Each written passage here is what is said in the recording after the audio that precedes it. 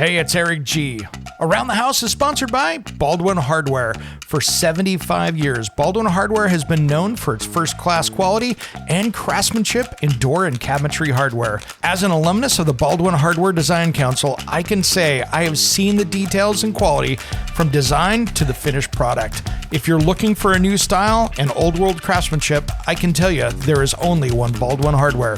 Check out what would look great in your home at baldwinhardware.com.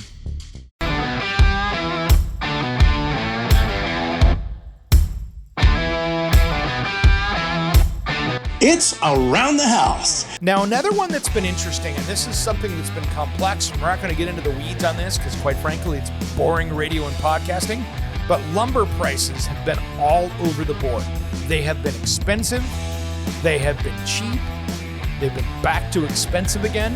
When I've seen in the last few years OSB prices where they're $9 a sheet retail or $22 or $28 a sheet retail, when builders have $50 or $60 extra $1,000 in lumber prices in a house, yeah, that is going to change how housing prices go. So if you think about it right now, if I took a medium-sized house and we added $40,000 because our lumber package went up. When it comes to remodeling and renovating your home, there is a lot to know, but we've got you covered. This is Around the House. Welcome to the Around the House Show. This is where we help you get the most out of your home through information and education. Thanks for joining us today. Well, in this episode, I wanted to talk about why housing and remodeling right now is so expensive. And in most places of the country, it has gone up significantly. And there's a lot of different facets to why. And I wanted to talk about those today so you understand it, as well as maybe we can sit here collectively and see if we can do something differently to help change that. Because right now, for many people, especially here in certain parts of the country, there is no way for a kid out of college to even be able to afford a apartment, let alone buy a house with a decent job. And so what's causing it? And let's talk about that today. I wanted to talk about that to see what we can do to change that. The first one that I have seen, and this is depending on where you're located, but it's a big issue. Building permit fees in some areas are adding so much to a house. Like, for instance, here where I'm located in the city of Portland, their impact fees that they do can be $50,000, $60,000, $70,000 to put a house on a lot, and that's just for the fees. And so anytime that you put on that kind of a hit onto a new home, that gets expensive. And I understand why the cities are trying to do this to cover costs of the building department. They're trying to cover the costs of new utilities. But let's say that there was some crack house there that was in the spot and it was burned down and you're going to put another home in its place. They will still charge you those impact fees, even though there was a house there beforehand. So even though it really didn't change the impact of the neighborhood, they're going to get you anyway, depending on the value of the house and what that is. And I think that is one of the biggest hurdles that we run into on projects when, you have a permit fee that is not reasonable. Now, anytime that you're charging that much money just in fees, that goes right to the bottom line of that house. And so that's a big concern to me on what's going on there. And that's can be a big expense. So watch those building permit fees. I think they should be reasonable, but I think they should not be a barrier to entry either. I mean, if you're already spending that kind of money, that's a big one. And if you add $50,000, $60,000, $70,000 on top of a house, that means there's a whole group of people that couldn't afford it because of that, because that's going to push them over their limit on what they can spend. So that's a big one right there. Now, here's one that's really a bigger dive here that I want to talk about, but it's a big deal. Like out here on the West Coast, for instance, on my side of the country where I'm located, we have a problem with urban growth boundaries. Now, what an urban growth boundary is where cities and states And most of the time it's states have gone in and said, okay, we're going to control how much sprawl and how much people build out into the country, which I totally get. We don't need to have all the forests knocked down out here. We don't need to have all the farmland taken away. But here's the issue we have is it is spiked up the value because of supply and demand of buildable lots. So when you're looking at something that what used to be a $25,000 lot is now a $200,000 lot because we have made it very hard to find buildable lots. The problem is that gives us an opportunity then to inflate the price of the lots out there. So instead of it being a more affordable because there's a ton of lots to build, what we're seeing is that it is pushing up and artificially building up those level of homes. And so we need to find a balance between those, because what's happening is with urban growth boundaries is it's becoming, that can add $100,000 to a price of a house just because that lot has gotten so expensive. So I think we need to find a balance of what is going to be a buildable lot to why are we artificially pushing that up? Now, as a homeowner, do I want to see them put out investment-wise? Would it be smart for them to go out and say, hey, we're going to open up this whole huge big swath of land and it's going to tank our values? Well, no, of course not, because that hurts things. But I think we need to be smart about how we're doing it and create a little bit more space for people to build so we can have affordable housing. This artificial push on these numbers is another barrier to entry for people that are trying to get in there. And I think that's going to be another issue that we need to take a look at. And there's some states like where we're at, a majority of the land in our state is owned by the federal or state government. So that means it's a federal forest, it's a state forest. These are unbuildable places because guess what? We don't own them, and nor can we own them. And more importantly, we can't get tax money from them. So there's no property taxes getting paid by the federal government to the state government, really. So that's where we run into these issues. And I want to make sure that we talk about this because it's a big deal. So you have some states out there that have a handful of percentage that is state or federal land. And then you have other states, like the newer ones out here on the West Coast, that have a majority of their land is federal land. And that makes it really hard because, one, the schools have to fight a little bit more because that's not people paying on the property taxes, and that's not going into our schools. And then second of all, what happens is that's artificially, creating it where most of the land is never going to be buildable because it's federal land. So I think we need to balance that out a little bit. I do not want to see our forests taken down, but I think there needs to be a little more balance in this creation so we can sit here of the market, the creation of the market, we can sit here and make this make sense to everybody.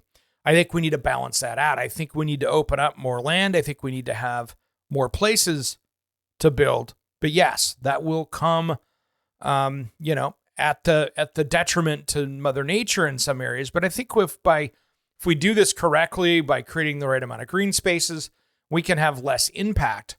But I think those are two big pieces of the puzzle here of why things are getting more and more expensive, is that we have to, one, really be able to watch those fees, and two, we've got to be able to bring land prices down.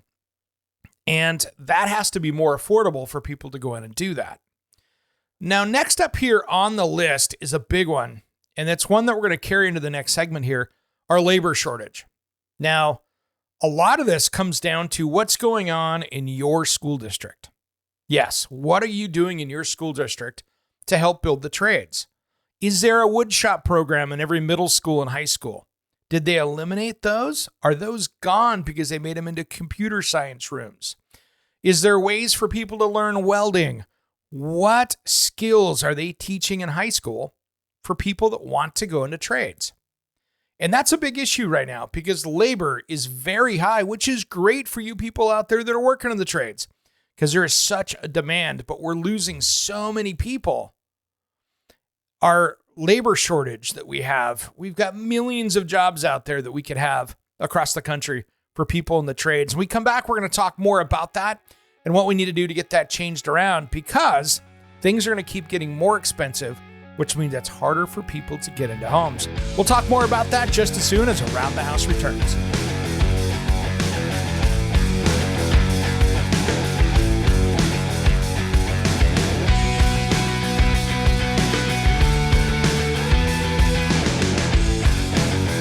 What's up? This is Stick And Satchel from Steel Panther, and you are listening to Around the House with Eric G. Yeah. We love Eric G, and you should too. When I'm down, I make a call. Got the number written on the wall. Thoughts is busy, then I try again. Welcome back to the Around the House show, where we help you get the most out of your home through information and education. Thanks for joining me today. We've been talking about why remodeling and new homes are so expensive right now and what's going into that. And so far, we've talked about building permit fees being absolutely insane in some areas. We've been talking about, really the cost of land and urban growth boundaries that have been really artificially raising prices out there for property that's buildable. And then next up here, we've been talking about the labor shortage. And this really comes down to you and your school district, which means it's something that you have control of. And people really need to get together to do this. Now, there are some school districts out there that have been stellar. They have shop classes, they have welding classes, they have automotive, they have all the things that they should have in a vocational skills program. And then there's other schools that have completely decimated those programs because they are focused only into getting kids into college, and they are not focused into getting kids into skilled trades. And those are the ones that are failing our children these days, because every kid is not going to go to college, get a student loan, and go out and do that. It just doesn't work that way. But the problem is that we have the big business of a college education that has gotten into our schools and has turned around and said, hey, look, there is no need for the trades. We are going to put everybody in college, and these schools want to collect those college dollars. And the problem is what we're doing, and this is me getting on my soapbox a little bit here, guys, but what we're doing is we're making it so these kids are going out and having to spend $100,000 on an education and then turn around and go, wow, I can't use that. Now I got to go back and I'm going to learn a skilled trade. And there's no excuse for that. We need to have balance in our schools. And that balance means that for the kids that aren't going to go out and get a college education, that are good with their hands, that are going to be really great electricians, plumbers, house framers, contractors, welders, whatever, we need to be teaching those kids without trying to saddle them down with all this debt. And it's crazy that there are plenty of school districts out there that are doing really good at it, but right now there's way more that are not. And the cool thing is that you're in complete control of that. So what do you do about it? I want to see you get down and get involved with your schools. Now, if there is no kids of yours in schools, it doesn't matter. Show up at the school board meeting, find out, see what's going on, help get those trades back into those schools, because it's going to take us decades to get this back on track. But it's going to be people like you asking a few questions, pushing a few buttons, and seeing if we can get those things back into the schools. That's what's going to help us get this turned around for the trades. Now, it's still going to be, for decades, a great education for somebody to go out and get into an apprenticeship program and do it. But we're getting to the point now where there's construction projects that can't happen because there's not enough people to do the work. And that is going to artificially raise prices even more and make it so housing is going to be much harder for people. So those are going to be some things that I really want to make sure that we're doing. And that's something you, as one of my listeners, can really take advantage of and get active and see what you can do to do that. So check boxes here. We're going to talk about, we've stopped training people in school. 2, we've got the trades hitting the retirement age, where there's a lot of people out there with 30, 40 years of experience that are saying, hey, cool, I'm heading to the beach. I'm done. And then we've got to really be able to get the kids that don't go to college, that don't want to go to college? Why are we taking their hard-earned money and them getting loans and having to pay it back when they're not going to use those skills anyway? So that's a big one. So let's fix that, guys. Let's see if we can start making a dent with that. Now, the cost of money is really a big one. You know, if you look at contracting, you look at business owners, one of the biggest problems we have for small business, and yes, contracting, home builders are small businesses. They are. Now, there are some national big companies out there, don't get me wrong, that are the big home builders out there. And you know something? They are running a business as well. But the thing that we have to look for is for small business, when they have to pay 25 or 30% to get operating loans, because maybe they're going to develop land, or they're going to buy land, and they're going to build, and they need to carry that loan. That is stuff with our interest rates right now that is making it very expensive for people to be building. If you're going to go out and buy, let's say you're going to go buy 5 acres and you're going to put on 10 homes on there. Just to buy that land, the interest rate that they have right now is pushing that up, even for that short-term loan. So that is adding to our cost of housing. And so until we get, you know, this isn't a politics show because we don't want to do it, but obviously inflation. I took Econ 101, 201. We know that inflation is caused by government overspending. That's what it is. And guess what? We have devalued the dollar enough to do that. And that's the price we're paying right now. So this is black and white. We're going to have to get government spending reined in to get interest rates lower so we can control that. That's how this works. So until we get this money thing figured out for businesses out there, this money just isn't available. What loans people have to get is very, very expensive. And that, of course, reflects in our housing prices.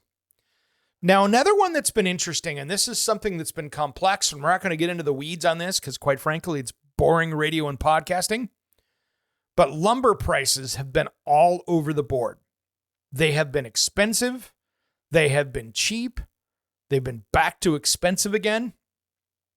When I've seen in the last few years OSB prices where they're $9 a sheet retail or $22 or $28 a sheet retail, when builders have $50 or $60 extra $1,000 in lumber prices in a house, yeah, that is going to change how housing prices go.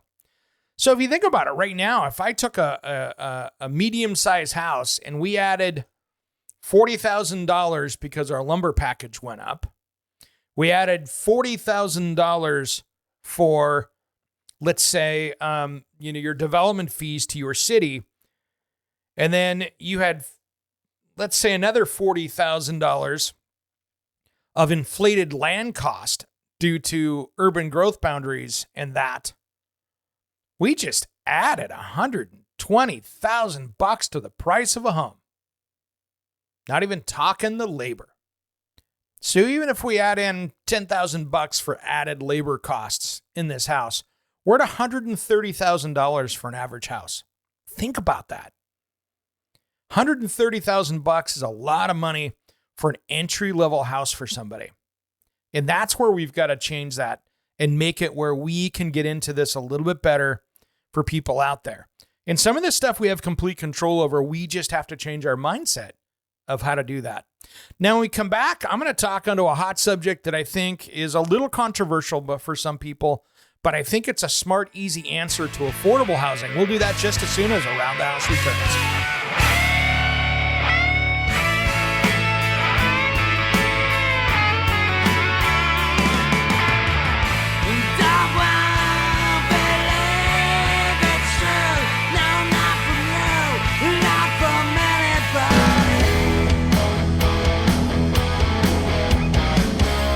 Hey, this is Ron Keel, the Metal Cowboy from Keel, the Ron Keel Band and Steeler. We are rocking Around the House with Eric G. Raise your fist, make your Welcome back to the Around the House show. This is where we help you get the most out of your home through information and education. Today we've been talking about why remodeling costs and new homes are so expensive, and we've been talking about the different pieces of that puzzle. Now, when we went to break, we were talking about lumber prices being high. And some of that has to do with between what's going on in the Canada market and the U.S. market and trade restrictions between those two and what that's doing for lumber prices. And anytime that we're having any kind of a battle like that, that gets to be pretty crazy expensive when we start adding tariffs and things onto that. And so really, we need to have a better relationship with Canada to make sure that we're getting their wood and we're getting stuff out of the U.S. here, and we've got some balanced trade there. And I'm not going to get into all the politics of that. We're not going to get into this whole detail with that. But really, lumber prices are one thing that we can really be careful with, and it is a commodity. So every day during the week, that price is changing. And so it's a speculative market. And anytime that we have hiccups in that speculation, prices go up. Whether it's a trade deficit, whether it's a tariff, whether it's any of those things, it all affects the price of lumber. So this last week here, our lumber future prices have been down in that $500 range. Now, to put that into perspective, back here in 2021, during COVID, they were up in the $1,500. So you can really see where that's coming in and making a difference. But I just saw here this last week that Canada is going to challenge the extension of U.S. softwood lumber duties. And so they're going to, basically they're saying, and what Canada is saying is that it's unfair, unjust, and illegal extension of U.S. import duties on Canadian softwood lumber products. So basically, to make this into I'm going to simplify this a little bit, maybe oversimplify it, so I do apologize if I am. But there's been a decade-long dispute over the structure of Canada's timber sector that could not be resolved when their agreement expired in 2015. They kind of had this quota agreement thing going on. And so right now, the U.S. Department of Commerce has a July duty rate of 8%, 7.9 on the product. So that is getting extended out. And so they say that hurts the Canadian lumber market. And of course, it makes things more expensive here. So I understand why the U.S. Trade Representative's Office is saying it's trying to ensure a level playing field. But this is where these battles occur, and that affects our lumber prices. And right now, lumber prices are down, but that's because there's not a lot of home building either. So this is where things go. And so really, it's something to take a look at. Right now, we're on the lower side of things. I mean, if we go back into 2020, like first of the year, we were down in the 300s. So really, and here's what happens with lumber future prices as well, is it takes it a while for that to work its way out into what are the retail sector.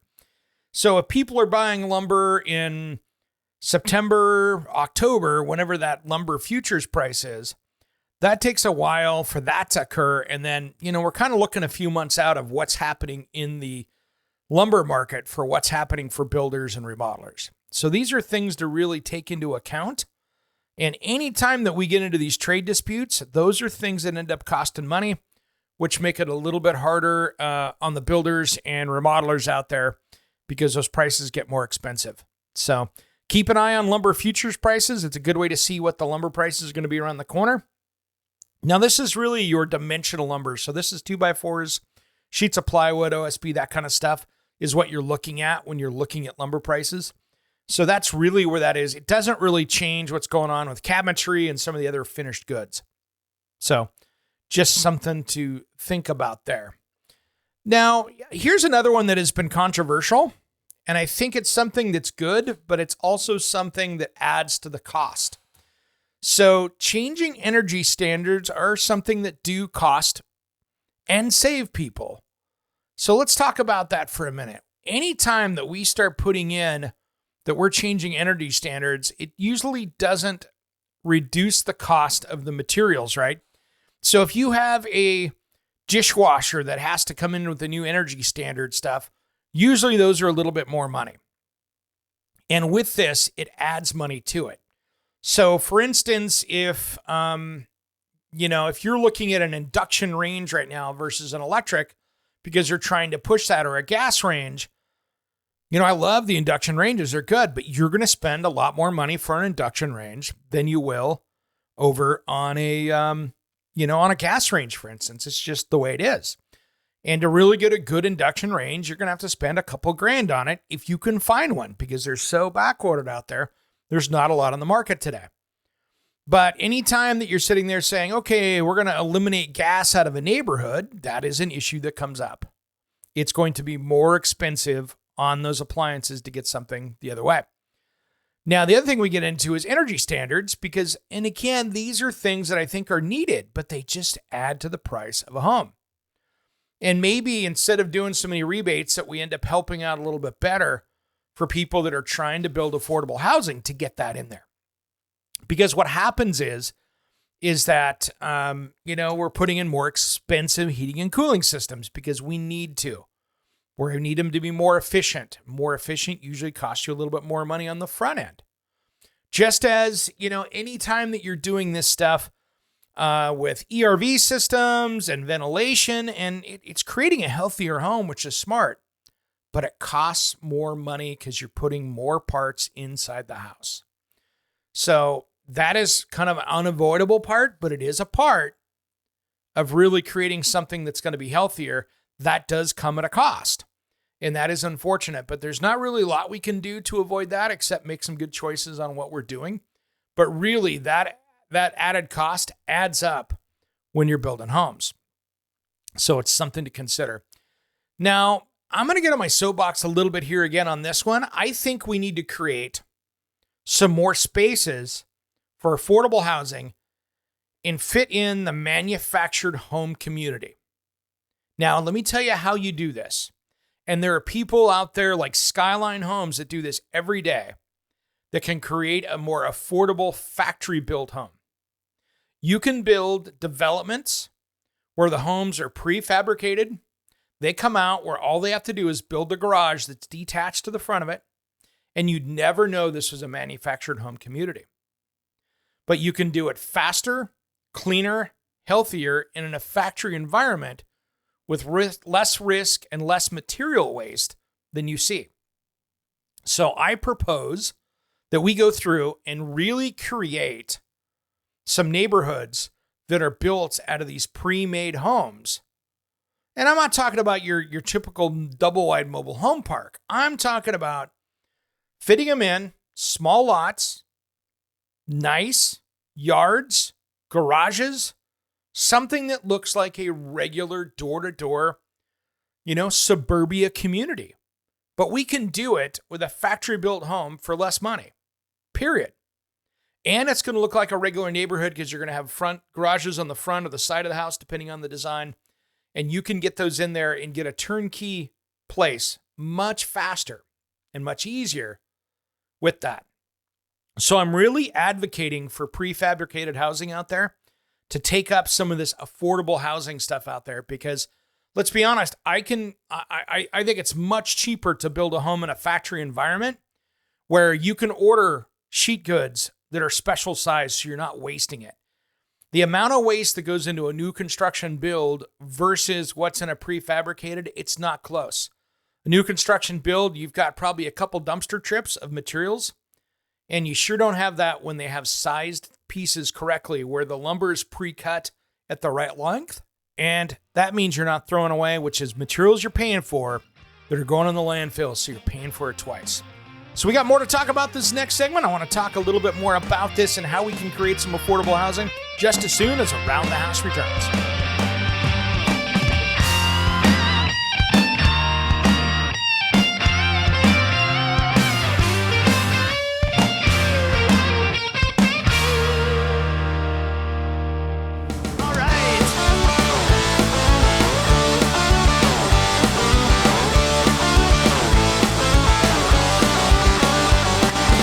Welcome back to the Around the House show, where we can help you get the most out of your home through information and education. We've been talking today here about really trying to figure out how do we get more affordable housing for people out there. And we were talking a little bit earlier about the manufactured home community, about how they're really building nice homes these days. And I mean, quite frankly, some of them are actually better than some of the low entry-level priced homes that are out there. So why would you not want to turn around and get into a home that's maybe set on a foundation, that you've put it in there like it's a regular house, it's not going to be moved, you've got a attached garage to it. So in all intents and purposes, when you walk into it, it looks like a regular home. It doesn't look like something coming out of a 70s trailer court, which is the old way of doing it. And I think that we've got some really good ideas out there, especially with this pre-manufactured housing out there, that can save some time and money. I'm a full believer of building many homes, especially ones that are more affordable, inside a structure that you can take out there and create a healthier home and a safer home without having to, give a bunch of subsidies and things like that. I think that this is one smart way to go. I was just recently doing a tour for one of my episodes of Around the House Northwest, the TV show. And we did a tour of Skyline Homes, which of course is a sponsor of the show, but this is not any commercial for them by any means. But I walked through them building these homes.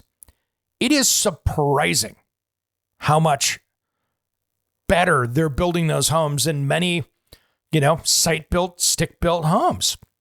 There is so much more steel involved. There are so much more straps. And the things that I like too is that they have larger drywall sheets because there's less seams, which means there's less ability to crack. The drywall sheets are glued, which is absolutely amazing. And all of a sudden, you've got these things that are going on that really hold things together well, but you don't have the quality issues down the road. So there's a lot of things that are happening right now in the manufactured housing markets. Now, there's prefabs, there's a lot of different things. I'm not talking like the container homes and that kind of stuff that's a little kitschy, but I'm talking about, people building homes in factories and setting them out to be put together or assembled. And I think that is going to be one of the many things in the future of affordable housing. And I think it's smart. Now, of course, there are plenty of state-run, county-run, municipalities, city, whatever you want to call it, of affordable housing programs out there. But from what I've seen in my area here on the West Coast, private builders can build a more affordable house than when the government builds it. Let's be honest. It's just how it goes. I have seen some affordable homes that were built that were, if they were built by a private company, they'd be luxury homes for the cost that they're doing. There's just no comparison when you have a private company build it. So I think we need to lean on that versus government housing, because government housing is something that ends up being very wasteful. And there's just a lot of hoops and stuff to go through. I think that is where many of the problems arise. So let's think about that a little bit, of what we can do to build better homes, less expensive, but still create the value that these homes, what we want to do is we want to be able to get people into homes. And second of all, when they get into homes, to have something that they can invest in and keep better, and not have something that is, going backwards like their car. So I think that is something that is obtainable. And I think that is the future of that. Now, the other problem we have too is, and this is something that is happening on the rental side that I wanted to talk about for all you renters out there, is that we've got some issues out there that are starting to happen in certain states where we're really fighting some battles. Like here in Oregon, I would not want to be a landlord. I'll be honest. I, in the past, was a really responsible landlord. I had homes that were well taken care of. We were quick to respond if there was a problem, because you wanted to keep people in those homes as long as we could. It costs you money if you have to go through and do this and swap people out all the time. So these are things that can be done. But when it's nearly impossible to evict somebody for damaging the house or not paying rent or any of that, you start putting too much power into the hands of the tenant. You're not going to have people out there renting homes anymore. So what happens is when you come in and do a hard line on landlords, and I know people that are renters go, oh, those darn landlords. I get it. And the landlords are saying those darn renters. It's this love-hate relationship, but we need to make it easier for landlords to be able to take care of these rentals and do it well. And so the problem is when you give too much power to that potential renter and all of that, we end up having a problem like right now where there's areas because of government regulations where people are like, forget it. I'm selling all my rentals. I'm getting out. I'm moving out of state. And all of a sudden you have single family homes that are rentals that are great for families. These are for people with a dog or whatever that want to have the next step out of apartment living to get into that before they maybe go buy a home. You have now made that so hard that it's hard to navigate. And now it makes it more expensive. And it seems the more controls that they put on rentals, the more expensive it gets. I mean, look at New York City, for instance, what they have there. They have plenty of low quality rentals and they have plenty of high prices. And any time that you get people involved in trying to regulate that, it seems to make it harder for people to get in there, not easier. So I think we really need to start having some hard discussions about what can we do to get people into homes and get them in there responsibly.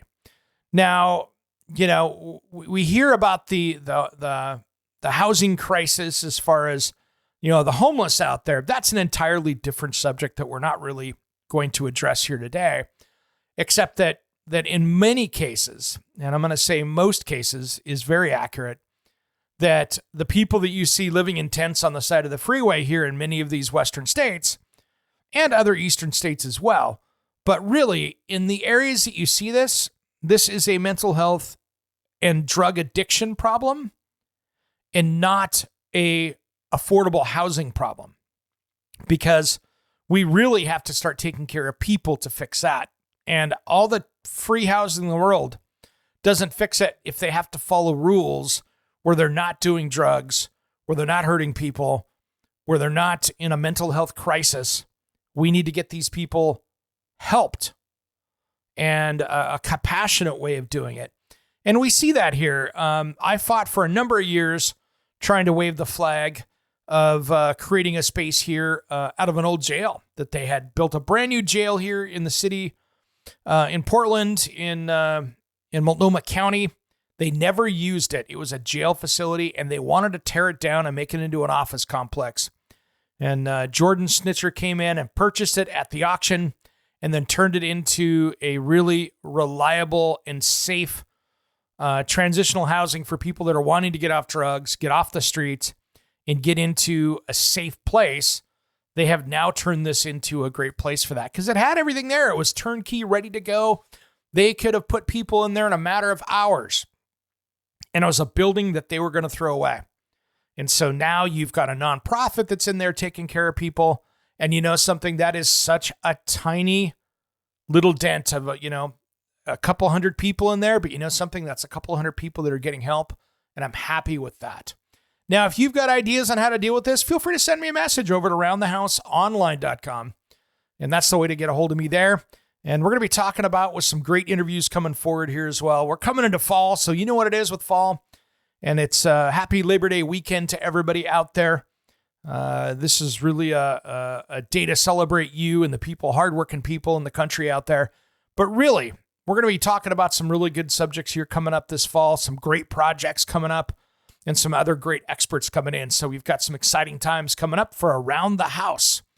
And make sure if you're listening to us on the radio that you follow the podcast. And we have the podcast on any podcast player, as well as our premium content, which we are going to have some episodes here in September that we are going to have at least one or two exclusive episodes for you to catch over there that will be for our members. And it's super inexpensive if you want to join. If not, no big deal. You can still catch the regular podcast or radio show anywhere you catch us.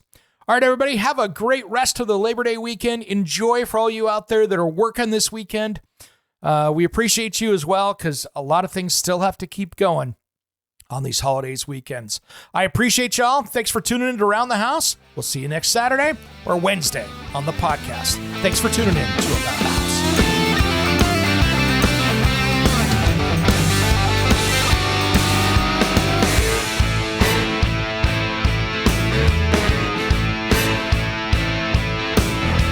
Somewhere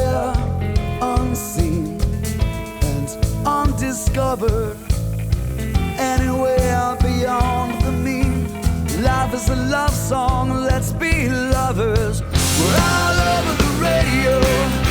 Take my hand, I know where to go. All over the radio with you. Hey, it's Eric G from Around the House. Are you planning a decking or siding project this year? If you are, you've got to check out my friends at Millboard. Millboard is a completely different kind of composite decking and cladding that enhances outdoor spaces with enduring distinction. Hand-molded from the finest oak, it realistically mimics the natural grain and color of premium hardwood. If you're looking for something that doesn't look like plastic and instead real wood, check out millboard.com. Make sure and check out that interview we did just a few weeks back. That's millboard.com.